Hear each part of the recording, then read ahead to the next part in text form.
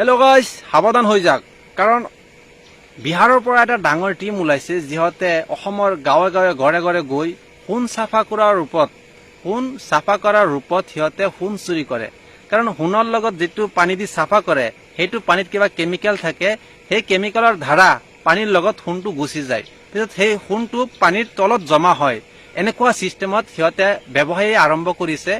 আপোনালোকে যদি আপোনালোকৰ ঘৰত যদি এনেকুৱা মানুহ যায় বা এনেকুৱা সোণ চাফা কৰাৰ ৰূপত মানুহ আপোনালোকে দেখে, আপোনালোকৰ গাঁৱত আহে পাহে দেখে, তেনেহ'লে আপোনালোকে পুলিচক জনাব আৰু পুলিচক নিশ্চয় জনাব গাইজ।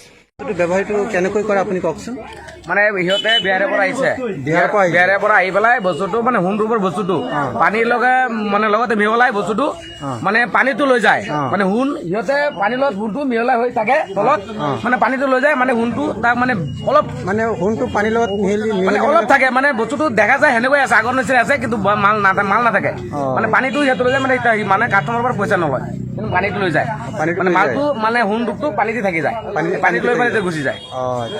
মানে এই যে দুজন মানুহ মানে গাঁৱে গাঁৱে দোকানে দোকানে ঘূৰি ফুৰে, সোণৰ ৰূপৰ বস্তু মানে ঘৰত গৈ মানে মিছা কথা কৈ পেলাই মানে সোণ ৰূপৰ বস্তু ধুই পেলাই সিহঁতে পানীটো লৈ যায়, মানে একদম মানে সোণটো একো নাথাকে। সেইকাৰণে সিহঁতক দুটা ঘূৰি থাকিবলৈ বিহাৰৰ পৰা আহিছে। বিহাৰৰ পৰা আহিছে। বিহাৰৰ পৰা আহিছে। বিহাৰ ক'ৰ সোধকচোন। বিহাৰ ক'ত? চিপন জিলা। আপোনালোকে নাজানে নেকি যে আমাৰ ইয়াত আসামতে কি আছে, বাঘ আছে, টাইগাৰ, কি কৰিব পাৰে? नौगांव में आप लोग रहते हैं? ब्रिज के पास। और तुम्हारे साथ कितना आदमी है? 2 आदमी। कितने साल से बिजनेस कर रही है आप? 2 साल से। अभी नया है। तुम्हारा घर कहाँ है?